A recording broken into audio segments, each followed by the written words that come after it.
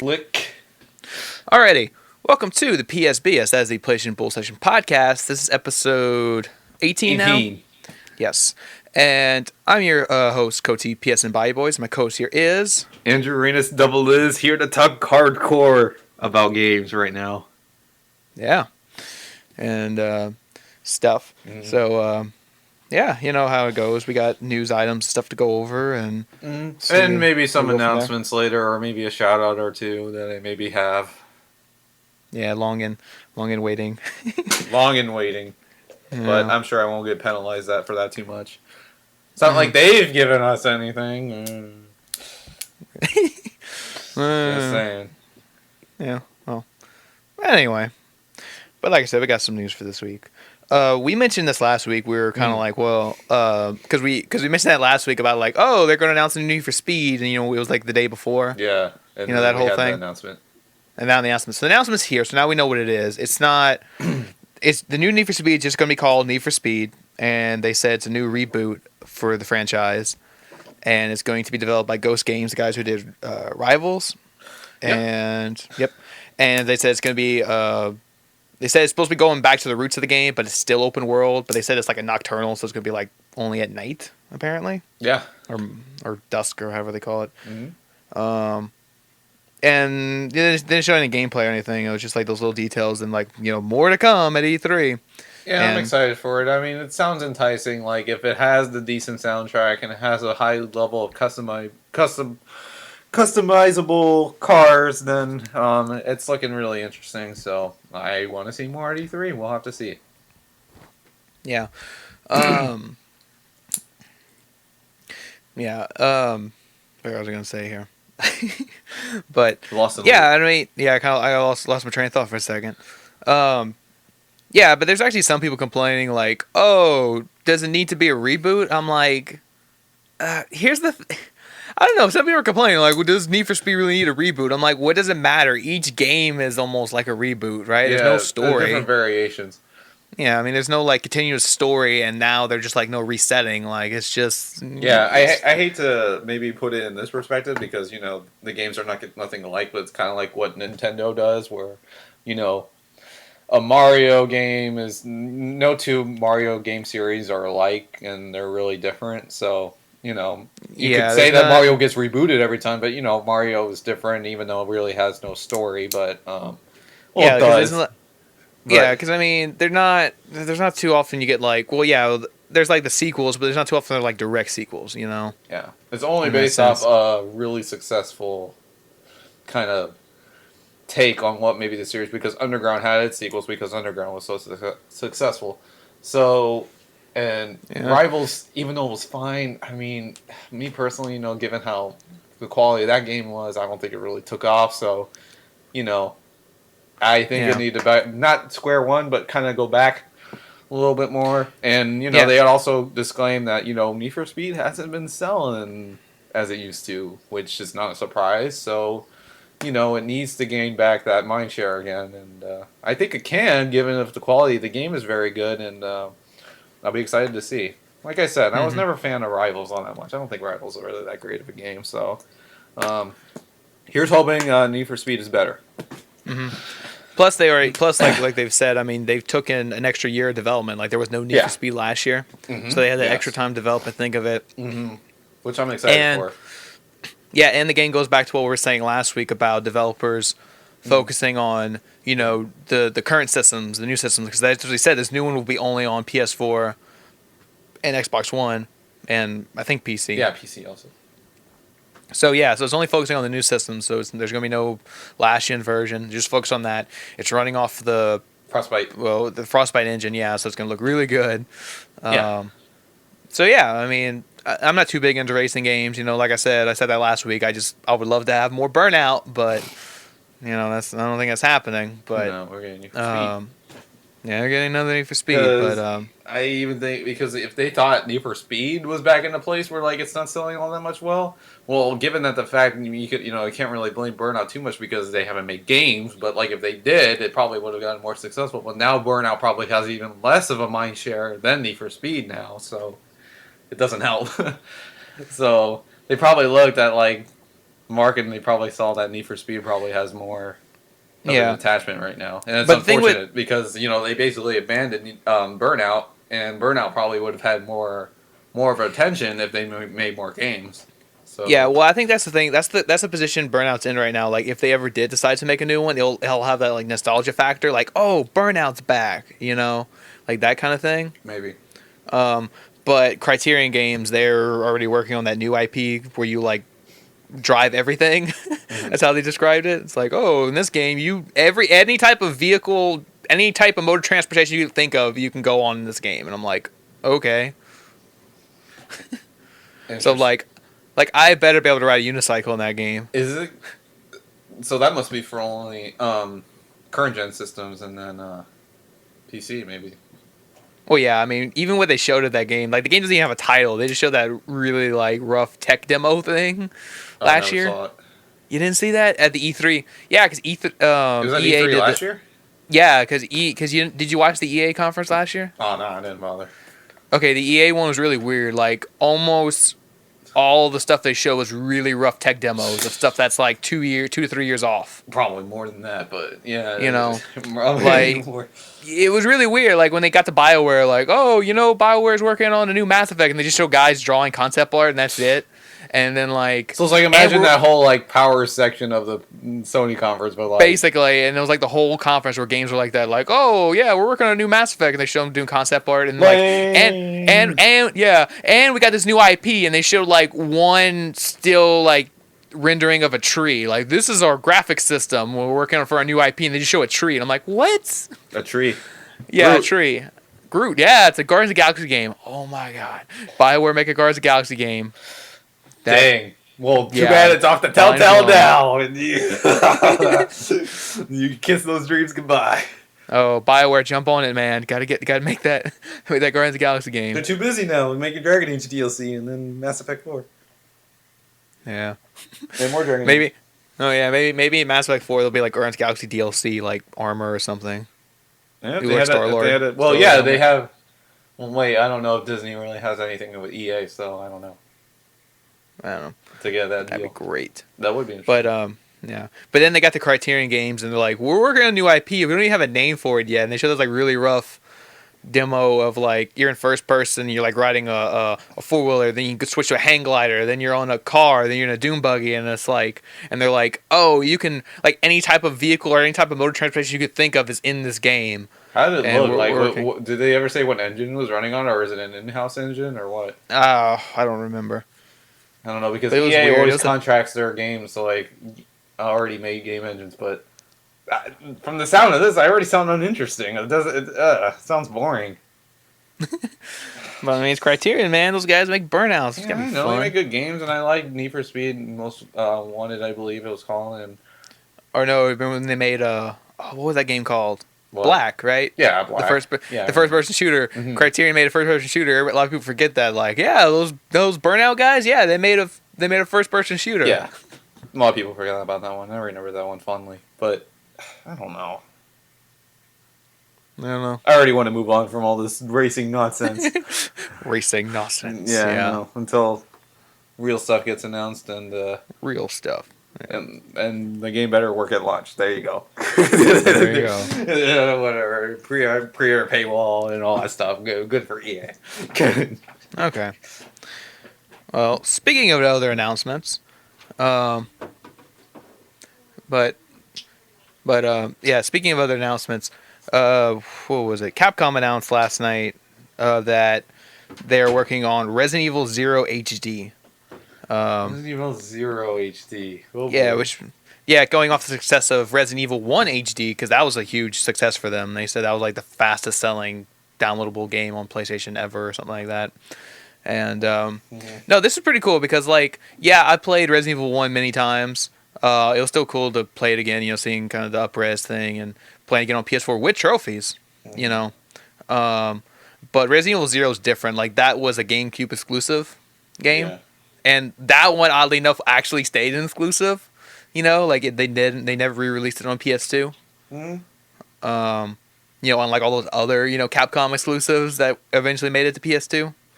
Yeah, no, wasn't one of the game directors of, Resident Evil 4 was all, on my life, the GameCube. Yeah, he's like, it would never get out of GameCube. oh yeah, he said he would like cut his own. He would like have his own head cut off or something like that if Resident Evil 4 came to another system. Came to another system. It came to more systems, even PC. Yeah, it was on GameCube, then it went to PS2, then it went to Wii, then it went to PC, iPhone? then it went to PS. Yeah, it went to iPhone, it went to PS3, it went to 360. Maybe soon enough, PS4. Probably so. Capcom's probably going to do HD remasters for all these old Resident Evil games. Can they put out Resident Evil 4 is great and all, but can they get out another Resident Evil 4 version on PlayStation 4 that actually has like a legitimate trophy list? I know, right? I want to get a platinum in that game. The one on PS3 sucked ass, and like the one on 360 actually had a legitimate like achievement list that was like way more than PS3's, and it didn't even have a platinum, I think. If I remember. Yeah, it was really weird. Like a lot of people were complaining about that, and I said the same thing. I was like, "What the hell? Like, I want to get a platinum Resident Evil 4. I love Resident Evil 4 so much, and like, I want to because like I played the hell out of it on PS2, and I know like if PS2 had trophies, I would have had the platinum in it. But yeah, so yeah, I would. So like, yes, Capcom, we're giving you permission, re-release Resident Evil 4 again, but at least get the trophies right this time. I know. I would like to play it on PS4 a lot, and wait, on top of that, dude, maybe the trophies might be the least of his problems, because, yeah, as great as Resident Evil 4 probably looked at the time, that was kind of a half-ass, like, HD re-release. All it did was just upscale the game, really. Yeah. And put it to widescreen, that was it. There was really no upgrades to the actual visuals of the game at all. So, maybe they got room on that to improve, too. Maybe. I don't know. Well, I mean... Yeah, because, I mean, they really are taking their time with these, mostly because they're older games, like Resident Evil 1 was a PS1 game, so they had to kind of take their time in the kind of up-res process. But, like, even Resident Evil 0, now that they announced it, it won't be out till, like, early 2016, they said. Mm-hmm. So it's going to be a little while before that one comes out. But, I'll probably check it out, because I don't think I ever played that one, Resident Evil 0, because it was on a GameCube, but... Because they're waiting to do Resident Evil 2, because they know once they get to Resident Evil 2, that one's going to sell crazy. Yeah. Like they thought Resident Evil 1 sold a lot. Resident Evil 2 will like triple whatever Resident Evil 1 sold, because that's the big one everyone likes. Like Resident Evil 2 is like the Final Fantasy 7 of the series. Like that's the one everyone's like, oh my god, I want this one remade and play it over and over and all that. Yeah, it'll probably come to that at some point, as long as that HD remaster comes out at a good time. Because by then, there are already going to be there's already a boatload of games on PS4 already, but there's going to be a whole lot of games at that point by the time that comes out. So I hope so. Because Resident Evil, the first one, remaster came out at a good time, so as long as the second game comes out at a good time, then it's all game.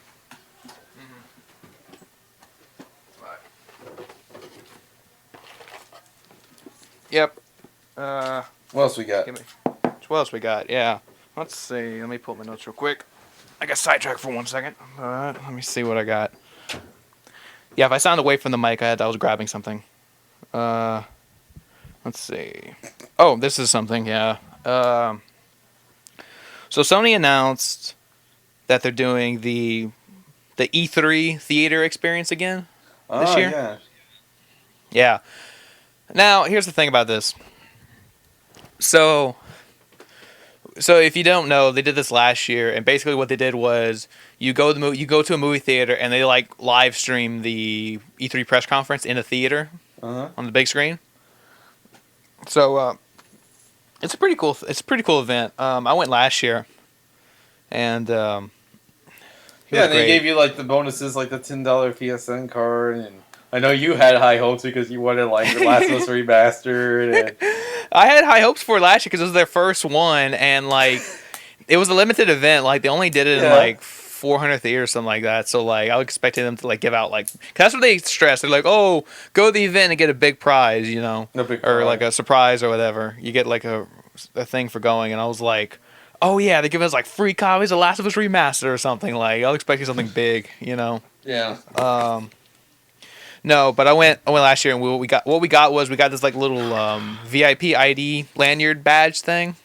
Oh, the lanyards. And we got that, and we got a poster, and on the back of the lanyard there was a code, and when you went online, type in the code, you got access to the Destiny Alpha, the Battlefield Hardline Beta, and you got 30 days of the music PlayStation Music Service. Well, hopefully this year it would be Spotify. and $5 PSN credit. Oh, $5 PSN. I thought it was $10 PSN credit. Might have been 10, but I think it was 5. Nah, only 5? You know, it's like, yeah, like only 5. I'm like, it should be 100. Can I get $5 more if I don't redeem the music service? Right?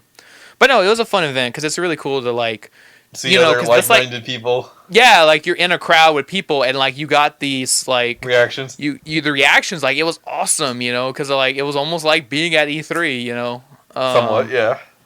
You know, because you get that like that crowd reaction, like is this a big thing or not? Because like I remember like the biggest reactions was for last year.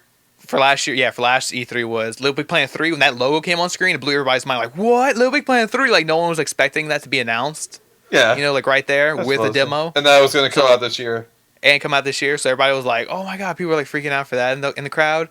And like when Mortal Kombat X came up, everybody was like going nuts for that game. Dang.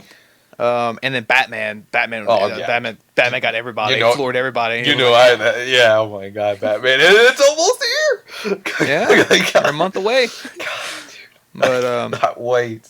That's gonna be my game. Yeah, but it was a great event, and the only theater that did it for me last year, the theater was about an hour away, and I thought, oh, that's fine, I'll go. I drove an hour out to get there.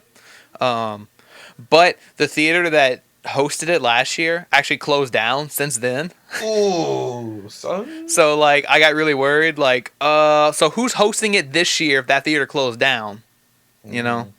And then Sony was stressing too when they announced that they're doing it this year. They said because it was such a big success last year, they're going to expand to like more theaters. It will be in every state. They said every state will have at least one theater playing it. And I'm just like, so I got a little hopeful. I was like, okay, maybe they'll still do one close by or whatever. Well, the tickets went on, quote unquote, sale. They're free. It's just a first come, first serve, you know, claim your ticket thing. Yeah. But they went on sale this morning, and I went to check and see what theater near me was doing it. Only one theater in the entire state of Louisiana is doing it, and it's in like New Orleans, and New Orleans is like 2 hours away from me, and I'm like, nope. Nope. Dang. And then I Google mapped it too just to be sure. Yeah, it says like a 2.5 hour drive, and I'm like, no. If you want to go hardcore, PlayStation. Yeah, go road hardcore. Trip. Then I'm like, no, that's okay. I drove out an hour last year, but 2.5 hours is a bit much. And I'm like, no, that's okay. Maybe. And then watch this year, they're gonna give out like full $60 games. Well, at least here's the pro to that for even our folks here. Maybe we could, maybe once right after it's over, depending if we have anything going on, we can maybe do like a full-on reaction thing, like after, yeah, you know, like actually record our reaction. I mean, it won't be like in the normal structure of what this podcast is, but like this will be literally us talking about like as soon as it like fresh off our minds is over. Mm-hmm. So could be interesting for folks out there, because if that wasn't so, then we couldn't get like the full-on reaction. Because if you did hypothetically go, we probably would have done it like a day later. But now that that's out of the question, maybe we could do like a podcast like right after it's done. I'll have to call you up. Yeah. I mean, it's like though, because I wanted to go again, but now it's like it's not worth that drive. Yeah. So if any of you are going to one, you know, just remember to just message us. Tell us how it was, and tell us what kind of cool free stuff you got. You know, if it was better than last year's free stuff. Or crummy.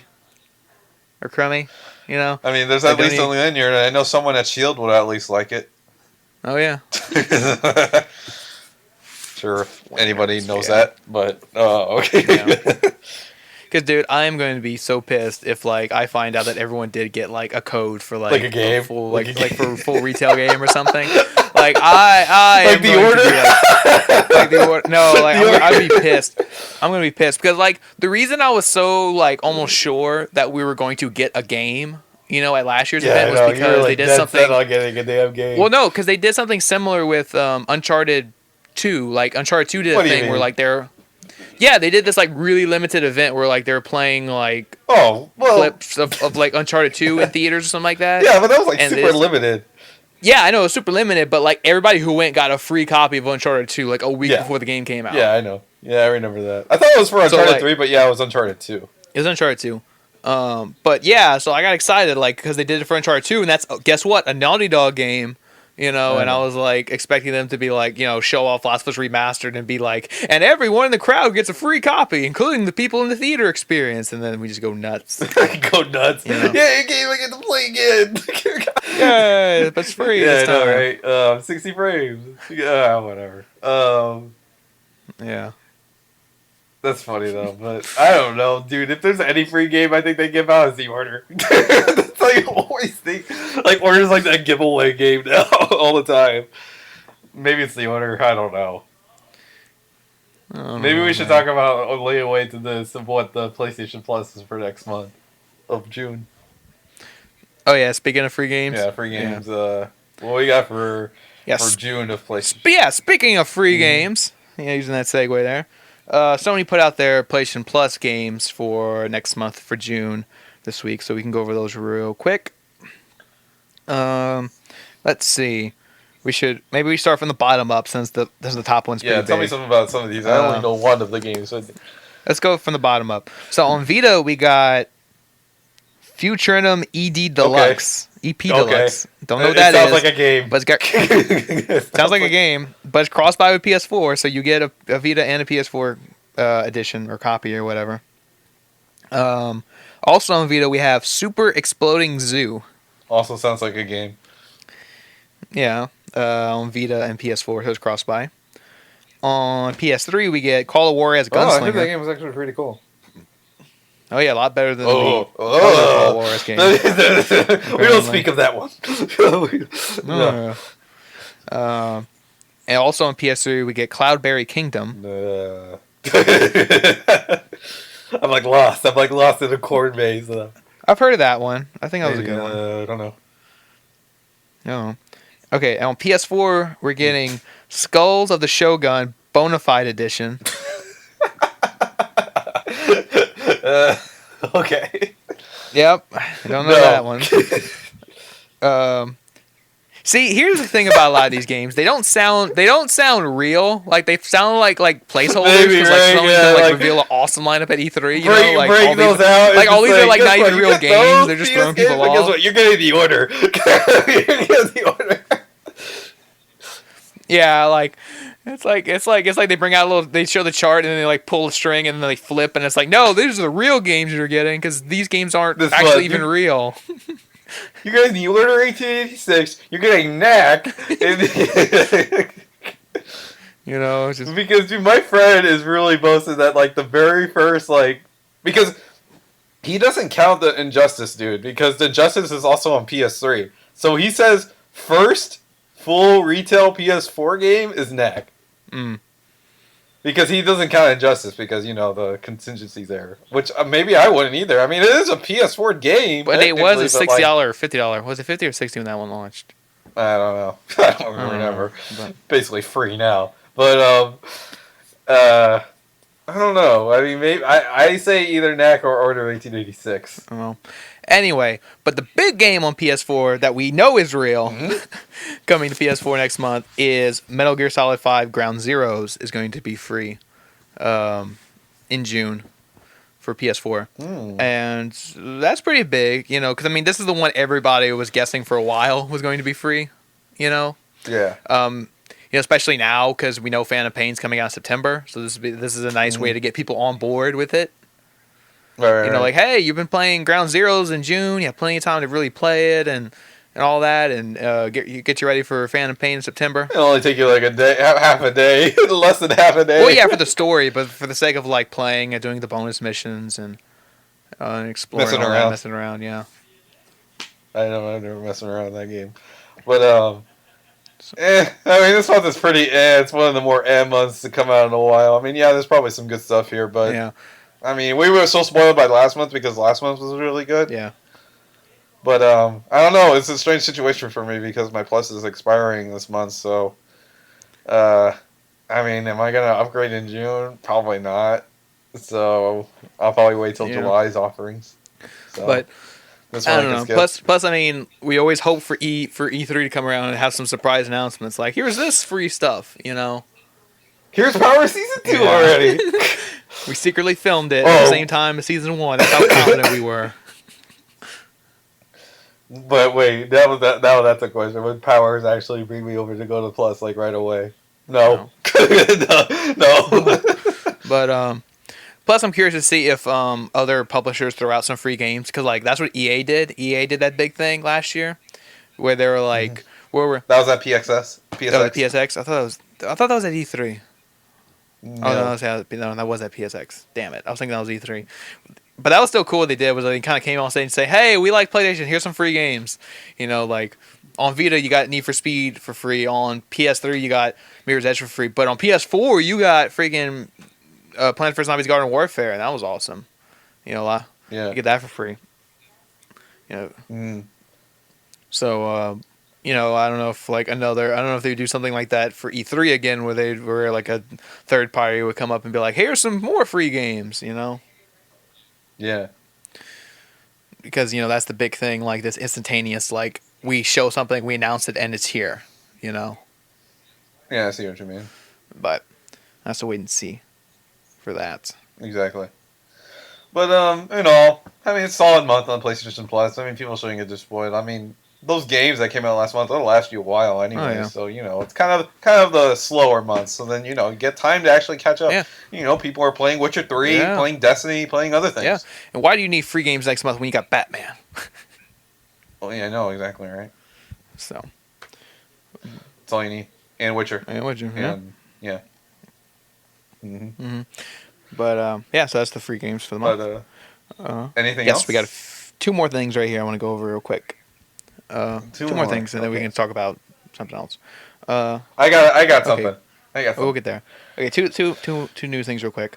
So one of my most anticipated games of the year finally got a release date, or should we say a tentative release date? Because you know how these things go. Yes, because we really presume that it's going to get delayed, just like every game gets delayed. Just like every game. But yes. Yeah, Until Dawn finally got a release date yesterday. It's coming August 25th. To PS4. Yeah, we laugh. It's just not gonna happen. We laugh, you know, because you know every release that we see is more like tentative, like Yeah, I know it's not happening. I've already, dude. If it does, I'll be so surprised. Well, I mean, I want to believe it's going to happen just because they waited so long to give us a release date.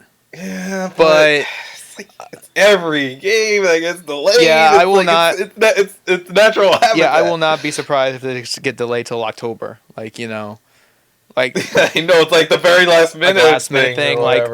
Yeah. Oh, we want to make Until Dawn, perfect, and we want to, we want a little more time to polish it. If it's come like August 10th or something, not 10th, like August 1st, and you're like, where's the delay? And then no, I'm gonna say like, dude, this is last minute delay. That would really suck because it's like so close. But then again, it's just But then again, I say again that Until Dawn is kind of releasing at a good spot. Like it isn't like in a near crowded area, really too much before the craziness of Mad Max and Metal Gear. So yeah, I don't know. We'll see. I mean, I'm super excited for the game. I'm getting it day one. Whatever day that is. I'll probably also pre-order it. Whatever day that is. I'll probably... Well, actually, wait. If I pre-order, I mean, I'm not getting anything out of it. Or am I? You gotta explain those I details. gotta go in that. Yeah, they announced a pre-order bonus for the game. If you pre-order the game, I guess from anywhere, you get a bonus scene for the game. A bonus scene? Yeah, featuring 2 new characters, who, how they described it, they think they're alone in the woods, but they're not. That was like the really vague description they gave of the scene. And, yeah. See, what sounds cool about the scene is because they stress it's like 2 new characters or 2 separate characters from the main game. What this sounds like this sounds like this is basically going to be that, like, opening scene to the game. You know how, like, when you watch a horror movie, there's, like, that opening scene where you see some characters, and you're like, oh, are these the main characters? And they get killed off before the title screen even comes up. Like Jaws. Like Jaws, yeah.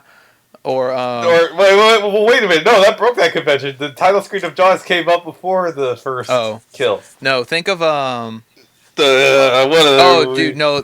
One movie that like did it to an extreme was freaking the new Friday 13th, the one from 2009. Yeah, the new one. God, that Yeah, movie. 2009. That movie introduced you to 5 characters who are camping. You are with them for like a good 10 to 15 minutes. Jason comes and kills all 5 of them, and then the title screen comes up, and then you switch to the real characters that you're going to watch for the whole rest of the next hour and a half. Yeah. Like It's that crazy. was the extreme version of that, you know? But like, most horror movies do have that scene where like you see 1 or 2 characters and they're just doing whatever, and then they get killed, and then the title screen comes up, and then you meet the real characters. But like, yeah, Friday 13 did that to an extreme where you got this whole set of characters and you're with them for like 10 or so minutes, and they all die, and then you have the title screen. So that's kind of what I picture this DLC scene will be, kind of like that. Like you download, and that's kind of like your little prelude scene to the main game. Like they die, and then it's like until dawn, you know. So that's what I think that is. But I hope like proceeding when there's gonna be a launch trailer. I hope they do like a legit like kind of like old fashioned horror movie style trailer kind of. yeah, Kind of like what they did with It Follows. yeah, do something like that, but not like a Yeah, that'd be awesome. Like or like have like a movie poster thing that maybe they could sell on like the PlayStation. See, I'm giving them ideas here, like because It Follows also did this as well, where they had like an '80s style poster. Mm-hmm. And I actually bought that poster, and it's supposed to be coming out soon. But yeah, in the movie's so in the good. IGN comics, some guy posted like what is supposedly the artwork for the game, like the box art, Artwork? the box art. I used the wrong word. Oh, the box art looks neat. Yeah, you seen it? The Yeah, hourglass. I've seen it. Yeah, yeah, that looks really cool. But I want an old fashioned style. I guess. Kinda, like, But poster. here's the thing Yeah, too, though. that'd be neat, Like, too. if you guys haven't seen that box art, it's really cool. It's like an hourglass with a skull, and it's got like snow instead of sand. It's coming down onto the cabin or whatever, and it looks awesome.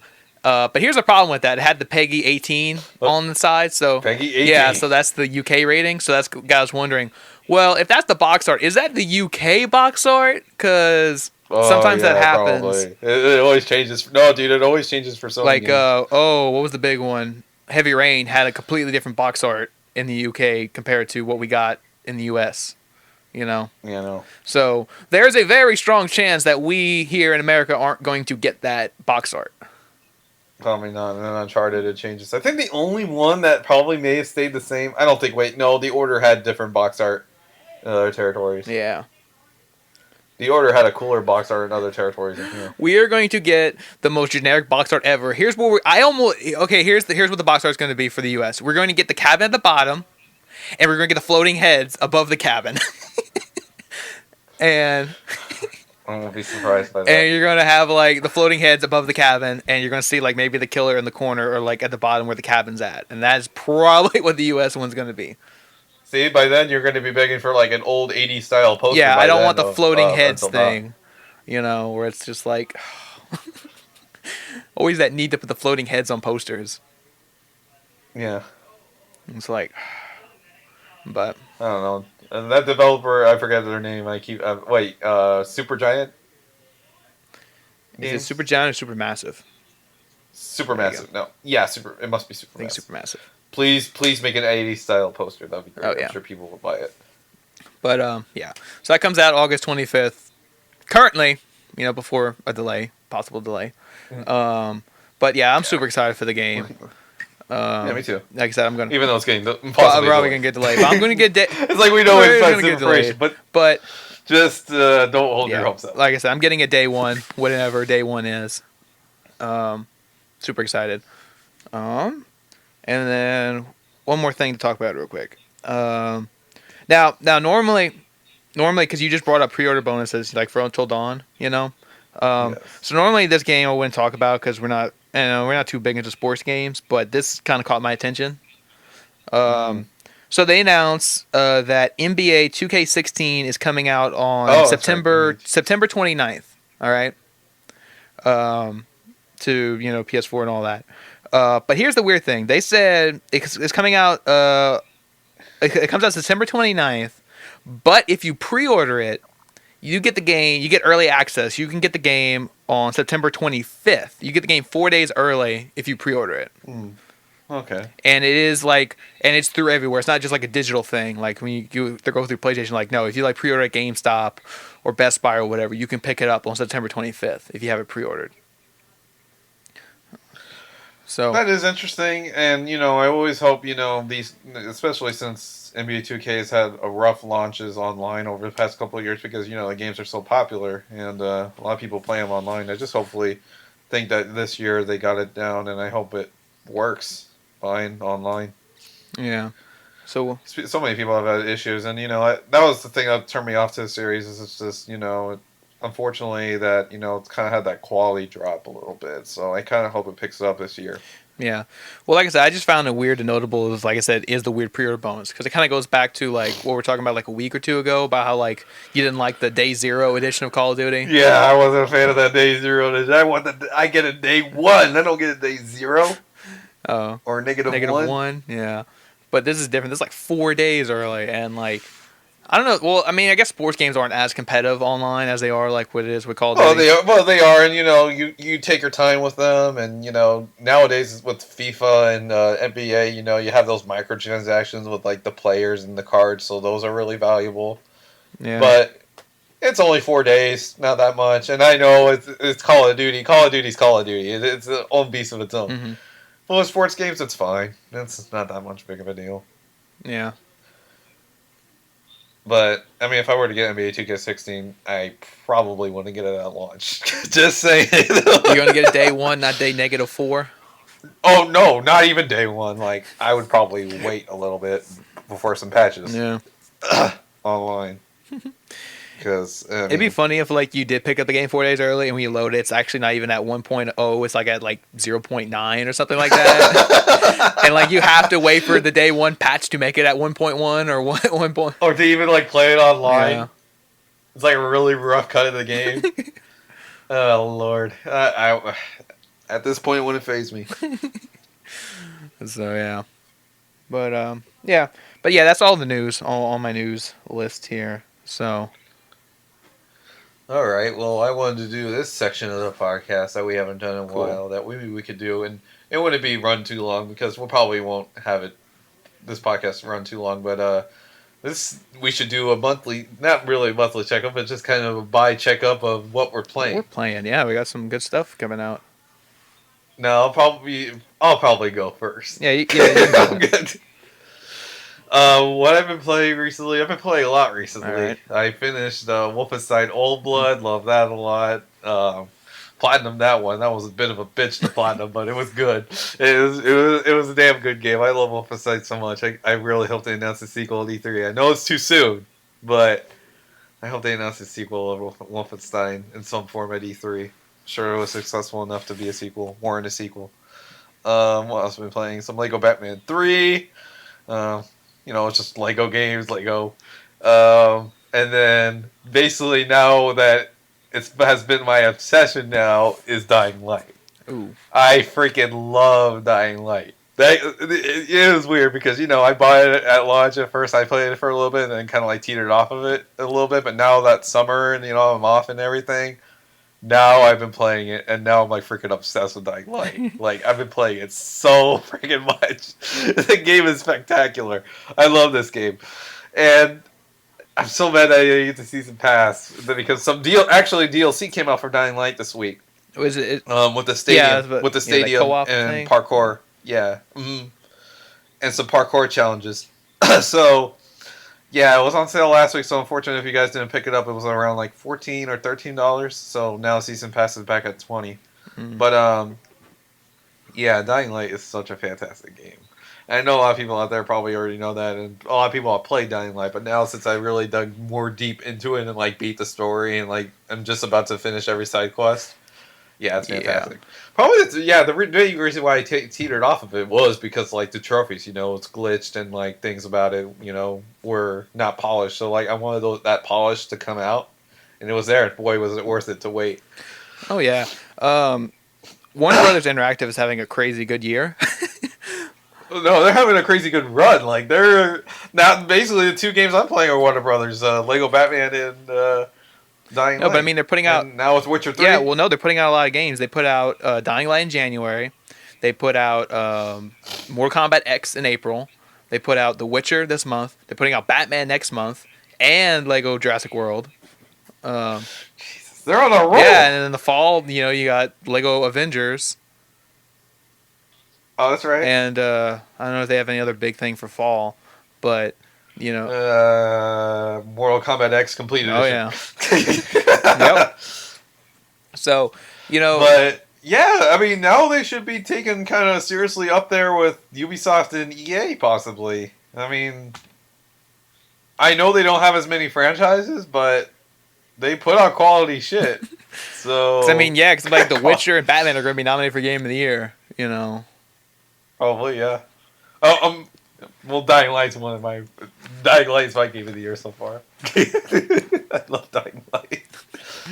I think Dying Light should also be considered a little bit. I like Dying Light a lot. You can't have all the Warner Brother games nominated for Game of the Year. They have the monopoly of the Game of the Year, though. Oh, and isn't Mad Max? Yeah, Mad Max is Warner Brothers Interactive too, right? Because the movie. Yep. So there you go. Oh my gosh. So there you go. Yeah, Warner Brothers does have a big game for the fall.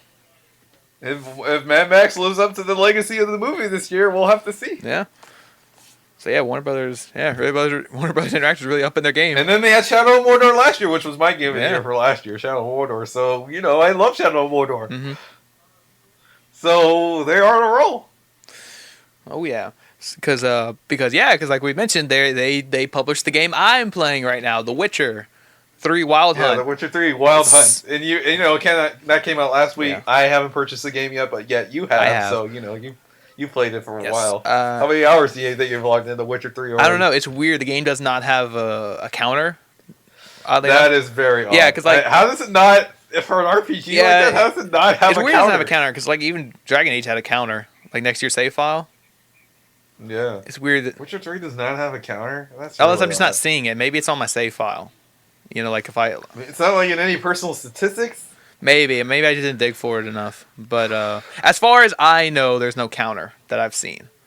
So somebody might correct me on that. But as far as I know, there's no counter. But I have been... You're wrong! Just kidding. But I have been playing the hell out of it for the past week. It is so good. Because, for me, last year, Dragon Age was my game of the year.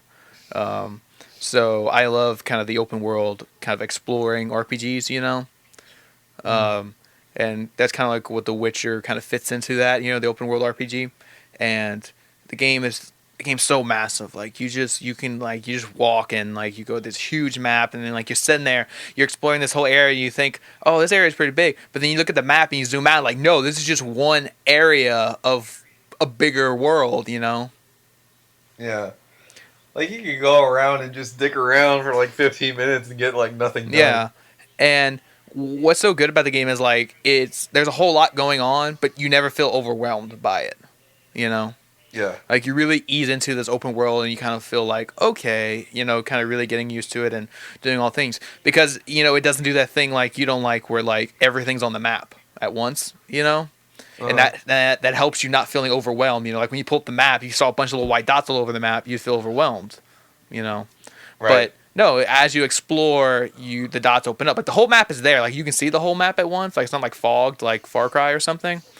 Far Cry 4. But all the objectives are hidden until you kind of find it yourself, So that's really great.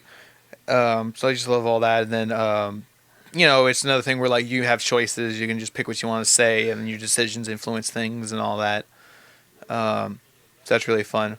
And one of the things too that kind of made me hesitate getting into the game was the fact that it is The Witcher 3. Yeah, I know. That's the thing that's the ultimate turnoff for me. I know you can make an argument that Fallout 3, but Witcher, it has a continuous storyline with a specific character. Yeah. Well, I mean, so that was the thing that was turning me off. I'm it's a third game in the series. Yeah. And I don't know anything. Well, didn't you? The lore. Well, didn't you skip Mass Effect 1? Yeah, I skipped Mass Effect 1. That didn't bother you. You're just But by the time I played Mass Effect 2, well, Mass Effect. That's a good point, but this is Witcher 3. There's two games this. One I can miss. Bigger than one. If it's two, I know. But if I miss two, no. Yeah, I see what you're saying. No, for Mass. Yeah, but I know with Mass Effect. For Mass Effect. But actually, when you get down to Mass Effect, dude, the first one, yeah, shit did happen in Mass Effect 1, but it was really on a smaller scale compared to Mass Effect 2. Yeah. Because Mass Effect 1 had that like one clear protagonist in Mass Effect 1, but like Mass Effect 2, a whole threat was happening. Yeah. I mean, for me, for Mass Effect, like, no, when they announced Mass Effect 2 was coming to PlayStation, I was like, I'm going to go play the first one. So, like, I borrowed my friend's Xbox, and he had it, so I borrowed his Xbox for a weekend, and I just played through the story of Mass Effect 1. Like, I didn't do, like, almost any side quests. I just wanted to get that story done, you know, so I know where I'm at. Yeah. But for The Witcher, I couldn't do that because The Witcher is weird, because The Witcher 1's only on PC, and then Witcher 2 is on PC and 360. So it's really weird. And, like, CD Projekt, or what is their name? I think it's like CD Projekt Red. CG Project Red. CD Projekt Red, like one of the weirdest developer names, said like, oh, they considered like doing like maybe a collection of Witcher 1 and 2 on PS4 or whatever, but then they were like, well, we just want to focus all of our resources and attention right now to Witcher 3. And I'm just like, dang it, because like, you know, we see all these collections of remasters, but like this is one that the PlayStation actually needs, you know, The Witcher, because it hasn't been available on PlayStation before, you know, these first two games. I know. I wish the original two were on PlayStation. But it's okay. It's okay. I've been playing The Witcher 3, and it's fine. Like it. I know you say it's fine, but with me, like, I don't know. I mean, look at you right now. You're playing Game of Thrones. You don't watch the show, and you're getting through it. I know, but it's an adventure game. I play it for a little bit and go home. The Witcher, it's like freaking long as hell. Yeah, but I don't know. I'm getting through it. Like I don't feel like I'm lost or anything. Like the story feels, because I mean they stress it too. Like the developers stress that like the game is accessible to new people. You know, who like if this is your first Witcher game. You know, I don't feel like overwhelmed and lost with the lore, because it's just kind of, because I mean the story itself is pretty simplistic. I mean, you're the Witcher, you're going town, going on, you know, contracts to hunt monsters and stuff, and the main story itself is you looking for your daughter / whatever. Siri. Like that's the whole quest. Is just you going town to town looking for her, basically. So like the story itself is kind of. I hate that they named that. Like what character name? Let me click my iPhone. Siri. I'm pretty sure she's been around since before the iPhone app. Really, dude? Witcher 1 came out what 2008. And yes, before I get the hate, I know that Siri in that game is different spelling than the actual Siri on iPhone. Yeah, it's a Siri. But still, it says... But... Pause. Alright. Yeah, sorry if there was a pause there. You know, we had a little technical It was too excited about Siri. Oh, yeah. Because, you know, the Google AI is going to get better soon. Yeah. So, yeah, a little technical snap there. But yeah, anyway, I'm pretty sure Suri's... I don't know if her character... I'm pretty sure her character was in Witcher 1, I would assume. And that game was probably before the Suri. I don't know. She was probably that daughter that... Geralt, or however you say his name. See, that's how much of a noob I am at Witcher. Geralt? Geralt. Maybe he was that daughter that he knew that he never had. Something like that. And you get to play as Ciri, right? Yeah. See, that's what's kind of weird, like, for the game. Like, when you play as Ciri, it's really weird, because, like, I actually forgot, because they announced that last year. They announced that last year's E3 that you could play as her, as a secondary character. Yeah. But, like, it's really weird when you play as her in the game, because, like, it kind of switches to almost like an action game at that point, because, like, when you play as her, you don't have an inventory, you don't have any items to use. Yeah, you don't get your own inventory, you don't get your own, like, potions and stuff. You just have your health bar, and you just swing your sword around. There's no, like... swing your sword around. Yeah, there's no, like, no... You're gonna make that sound any more boring. Well, I mean, there's no RPG element to it when you play as her. That's like, lame, dude. I would have thought it would have been like a GTA 5 style where like you switch between characters. God, I want to be Ciri now and see what Ciri's up to, and then you get to switch between. God. No, because that would defeat the point of the story. You're trying to find her. You just can't. You just switch to her. Like, oh, I know where she's at. No, well, you don't know, and you're not gonna go see Geralt because like the world's so big. She's gonna be like on another side of it, and then you go. That would have been awesome. No, not everything. God, you want everything to be like Grand Theft Auto 5, and it's just getting annoying now. Well, because it's such a good game, it could have been like it. No. So no, like you only play as her like in flashbacks, like when you talk to people, like, did you see Siri? Yeah, I saw her, and then they flash back to like when they met her like 2 weeks ago or something like that. 2 weeks ago, I met Ciri. Yeah, and then like you play as her, and it feels more like action based because there's no like RPG elements to it. Yeah. So it is kind of weird when you play as her. But anyway, but the thing I was trying to get at the main point of the topic was that the game is accessible if you haven't played the first two. That's the point I was trying to stress. I don't know about that. Because, well, I mean, the story itself is kind of contained to this game where it's like, okay, I see what I'm doing. My goal. And then the sales numbers have kind of showed that how many people bought the game. You know. Yeah. Like, who gives a damn if you play the other two? Yeah, like I said, it's accessible. You won't feel lost. And yeah, you are going to get to those moments where like you run into somebody and they know you, and you're just like, I don't know you, you know, and like it's like seeing that person at a wedding, and you're like, who the hell are you? But like even in that point, it's not like they go into great detail about like, oh, you remember this time we did this, you know? But here's one thing that I want to know: does Witcher 3 have like? I'm gonna like really butcher this, but like Mass Effect, you know, has the codex. It's not a codex. It's just like lines, and you pick which line you want to say. Oh, I thought you were talking about like the. I don't know. When you say codex, I was thinking like the wheel thing. No, not the wheel thing. I'm talking about There's when you pause the game and there's like the whole lore guide. Oh yeah, there's a codex lore guide, like character bios. Is it fully voiced? What do you mean voice? You just read it. Because like they read it to you, like the whole codex guide. Like you can know what the Solarians are. In the... No, I think you just read it.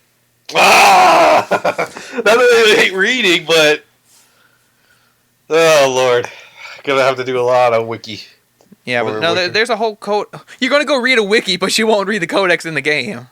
I'll read the codex in the game. I thank God it's not Grimoire cards, but my God, you know, and it's like, you know, so you do have that where you can see more character stuff, but it's a lot. You know, I mean, characters do acknowledge you like they know you, but it's not like you don't feel lost because it kind of reminds me of it's kind of funny as I play the game and I run into people that are like, oh hey, I know you, or like they remember, you know, from like I guess they're a character from a previous game. It kind of reminds me of that movie John Wick. Did you see that movie? No. You didn't see John Wick? Oh. Here's the thing about that movie. Here's the funny thing about that movie. That movie's now a part one in what's going to be a franchise now because they're working on a second one now. Yeah. But the funny thing is, it's a part one, but there's so much in that movie that's like pre-established, you know? Huh. Like you know, there's a whole world here. Like every time John Wick runs into somebody, they know John Wick. Like I know you. Like you know, there's all this history there. Well, isn't that kind of like every movie you would know? Is that like everyone's new? No, not like not like this. But not to this extent where it's kind of like everybody has a history with John Wick. You know, like they've had adventures. Yeah, they've had adventures. They've gone on missions or something like that. And then there's this whole like underground assassin world. It's kind of like Star Wars. I guess like with Han Solo and stuff, but like and like Anakin and Obi-Wan, they talk about like their old adventures, but we never get to see them. Yeah, you gotta go watch the Clone Wars. No, I'm talking about like pre-Clone Wars because like remember Obi-Wan and Anakin, they're like on the elevator and they talk about like from 1 to 2. Yeah, I'm talking about from 1 to 2. But that's still with main characters and you see them on an adventure and you kind of know that. But I'm talking like with this. I don't like that though. That's stupid. But I mean, like with that movie, John Wick, it's like you see that, but you don't see the adventures, but you still know the history's there, and it doesn't distract you. You don't feel lost because you're only focused on the story at hand. You know, and that movie's a part one. It's not like there's like a whole bunch of prequel films for you to go watch. You know, like it's just this film. It's in the subtext and whatnot. But I mean, the movie presents it to you as that, and you watch it. But like for The Witcher 3. I haven't played the first two, so that's what it feels like. I'm like John Wick. I'm like awesome. Everybody knows me, and we have like history, and I don't care. I'm just dealing with the mission at hand, you know. Task at hand. So, I think it's a good enough analogy, like a movie to compare it to. Yeah. As far as pre-established stuff, maybe. But yeah, I think it'd be fine if you just go into Witcher 3. So if that's what's keeping you guys off from playing Witcher 3. It's fine. You can. I'm sure there's a very select few, but just dive in. Just dive in. It's fine. Just me. It's just I don't know. Yeah, considering you skipped Mass Effect 1, you went straight to let's put it like this: you Fallout 3, went straight to Fallout 3. We both went straight to Mass Effect. Oh god damn it! What I can't get the words out.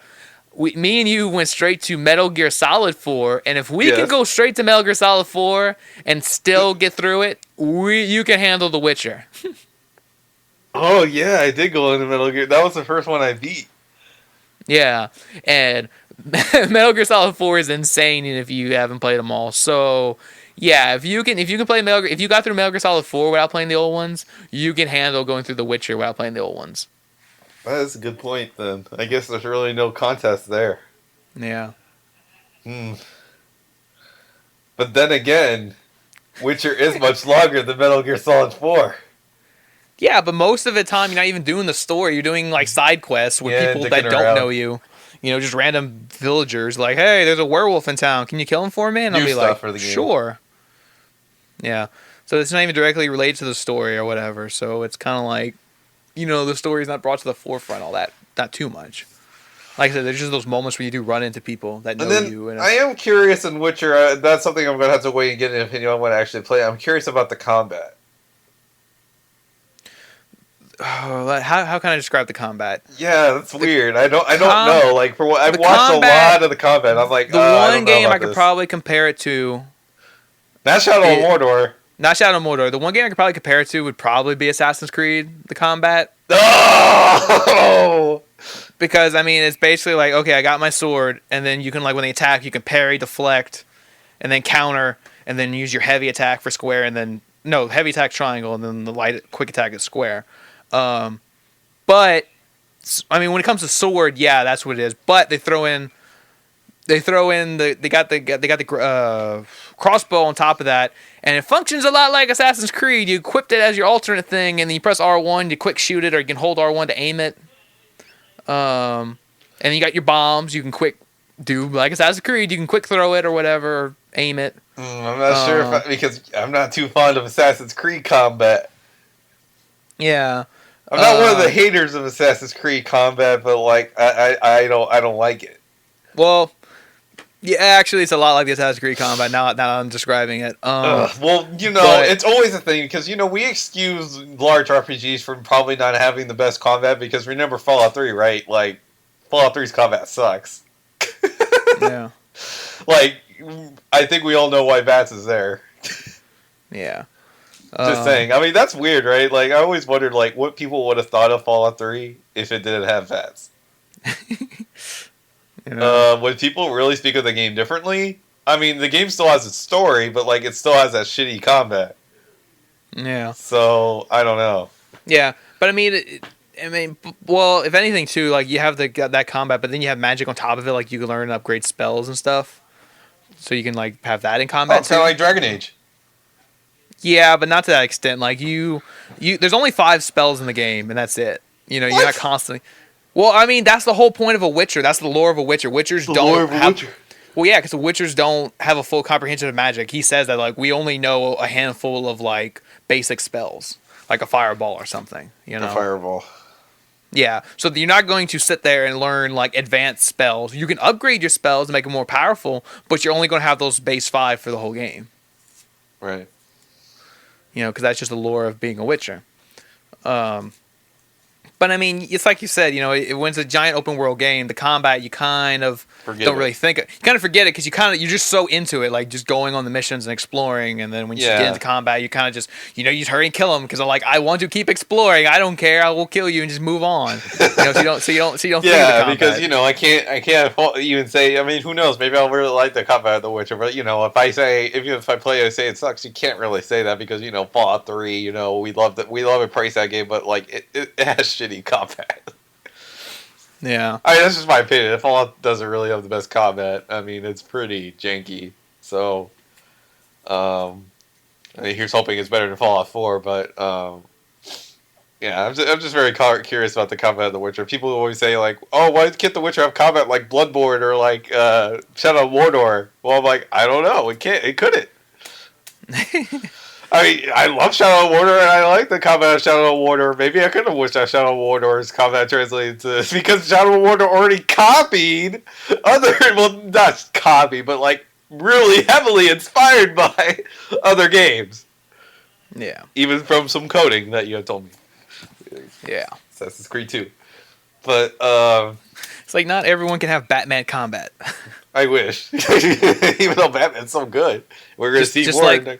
Just like not every game can have freaking GTA character switching like you want so bad. Well, because the games nowadays are having such large open worlds, it seems like it's such an obvious feature to include.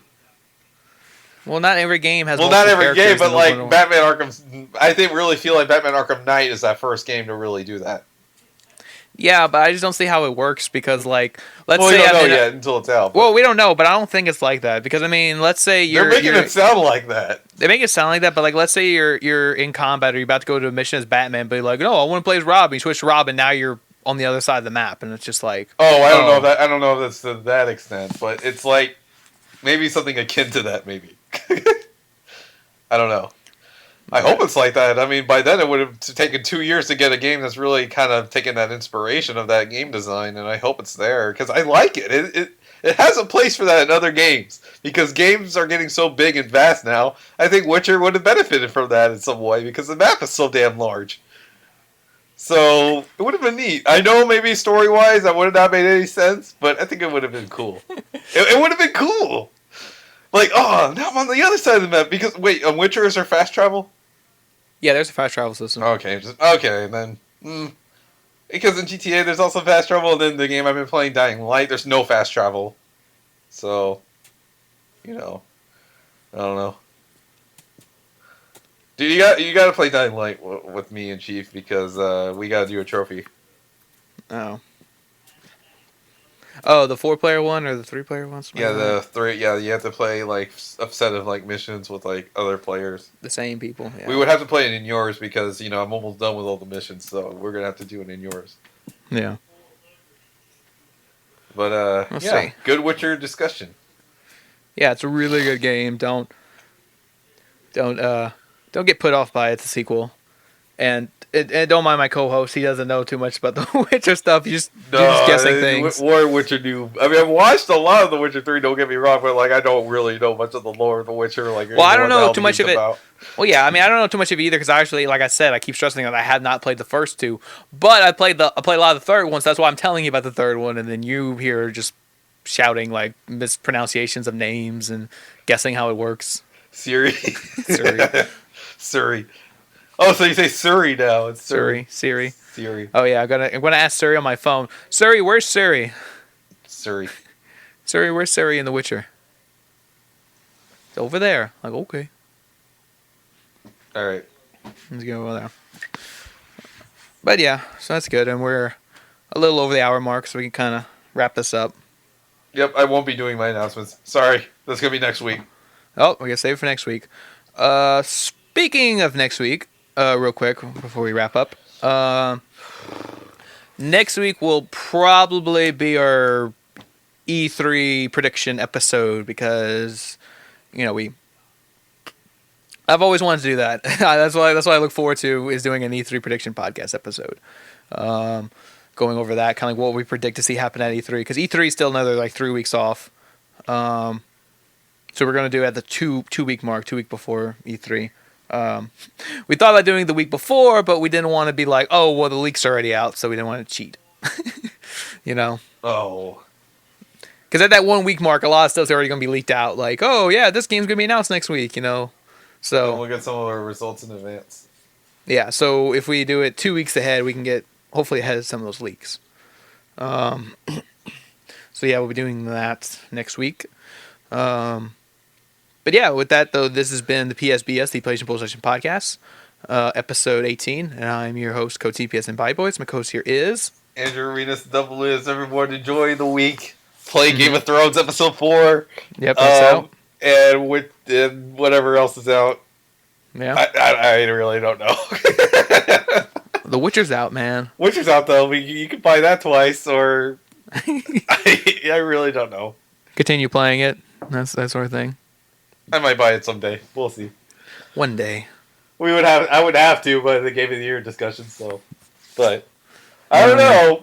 I'm gonna be real here. It is gonna take quite a bit to beat Dying Light. I really do love Dying Light a lot in terms of gameplay wise. I mean, yeah, sure, the story of Dying Light sucks, but like the gameplay, man, is king, and Dying Light is awesome.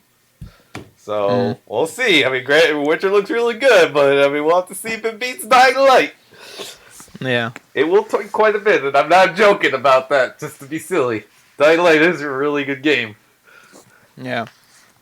So we'll see how that Yeah. it goes. Oh, our half year discussion of what's game Half of the year. year. So, Oh yeah, half year.